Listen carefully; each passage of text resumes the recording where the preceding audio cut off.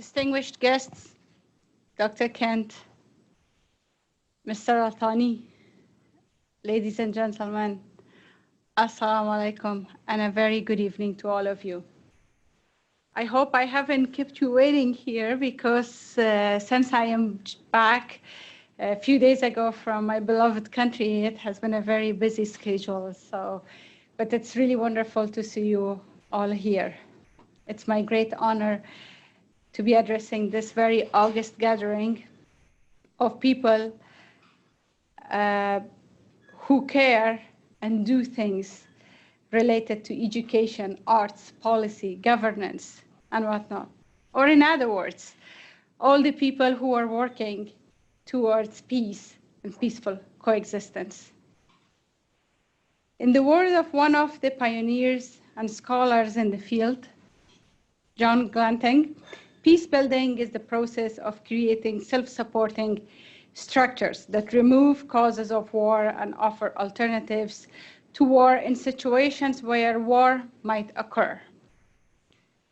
It's not possible to remove the causes of war or provide alternatives without including women in the process. I'm not saying this because women are tending to be the causes of wars most of the time. It is because women happen to be affected the most in the cases of wars. It's quite common for women to become targets of various kinds of physical violence, lose family member, and face a number of serious issues such as limited mobility, limited access to education, healthcare, and even face an increase in rates of domestic violence as an indirect impact of the wars. Research shows that participation of civil society groups, including women organizations, make a peace agreement 64% more likely to succeed, and 35% more likely to last at least 15 years. This is significant because most peace deals usually face a relapse in the first 5 years.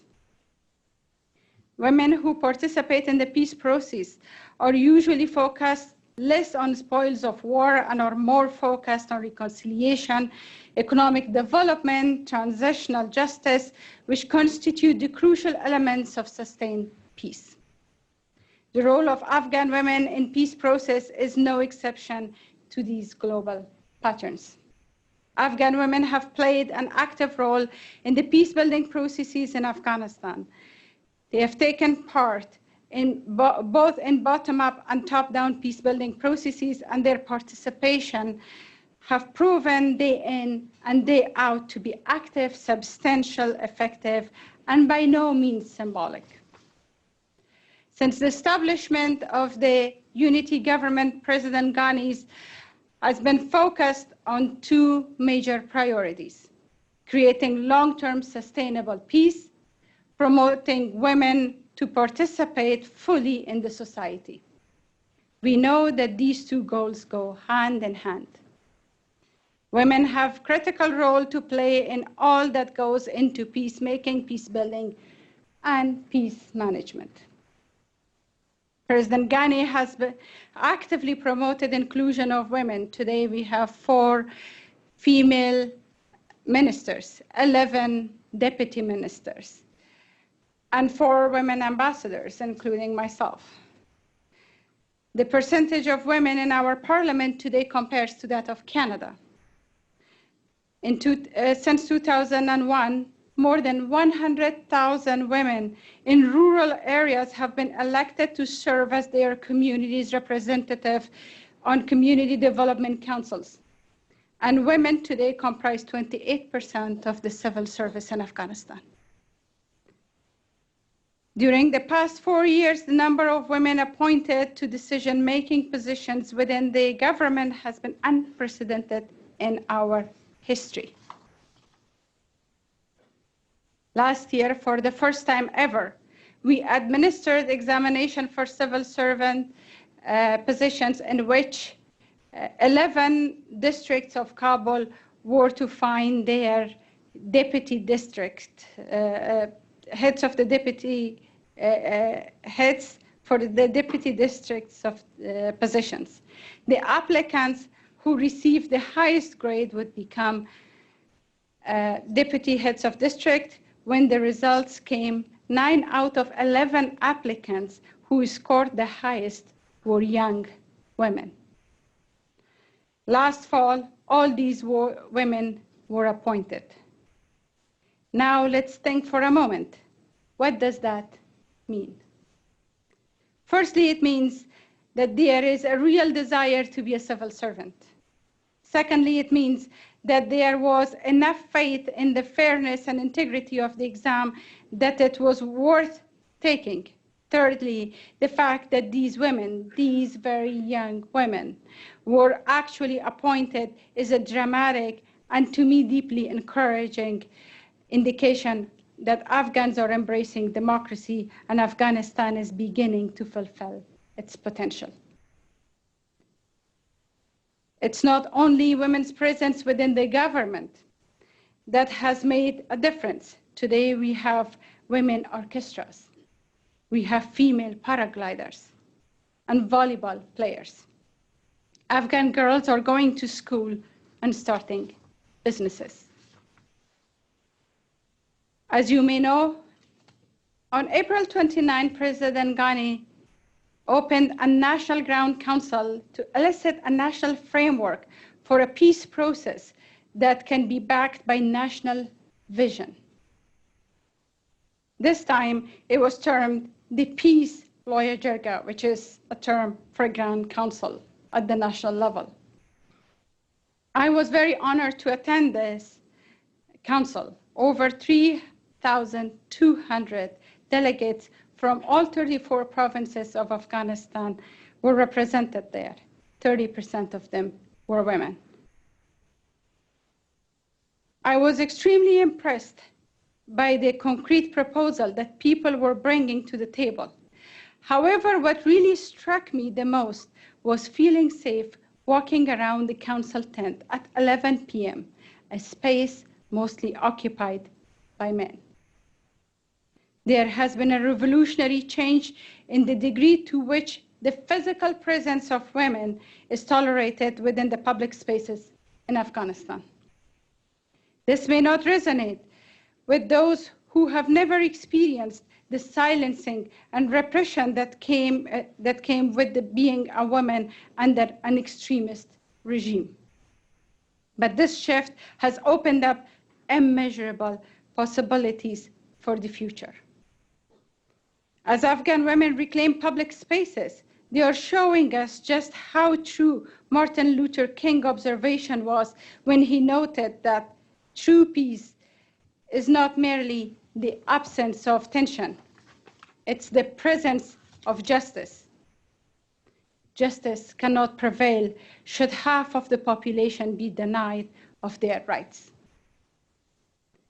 Let me share another story that illustrates how art communities has fostered positive environment for change and inclusivity. An organization named Turquoise Mountain Foundation started working in Afghanistan in 2006 with a mission of spurring sustainable development of Afghanistan craft industry. Over years, the organization has trained graduates and hundreds of artisans and traditional artists. The organization now has stepped up and works with the high-end markets, trying to secure commissions and then pass it on to the artist communities. In one of these such instances, when the Anjum Hotel, a 5-star hotel in Mecca, Saudi Arabia, commissioned a project which was worth $120,000 for a calligraphy project. The leadership of the organization gathered 5 Afghan calligraphy gurus, all senior men, and explained to them what the project was about. They were also asked, in order to deliver to this project, they must choose a leader among themselves to whom the entire project would be awarded, and this person would be responsible for allocating resources, paying salaries, and choosing what needed to be done. The men had a little side discussion in the corner and came back. And the result of their discussion was that they chose Samira Ketman, a 22-year-old female student that had graduated the year before, that was trained by them as their leader. Samira was the one who got the project and started paying her teachers for the work. The woman managed to deliver 300 pieces of art for this 5-star hotel within 6 months. In addition to that, she managed to establish her business and recruit 20 other fellows of her to be working with her, continuously producing to the next commissions, as well as producing stock for the local market. This is peace building in practice. Small, steady steps, providing hope and opportunities to the members of society, especially the youth. President Ghani's commitment to making space for women within government and other civic spaces has helped set the tone for our nation.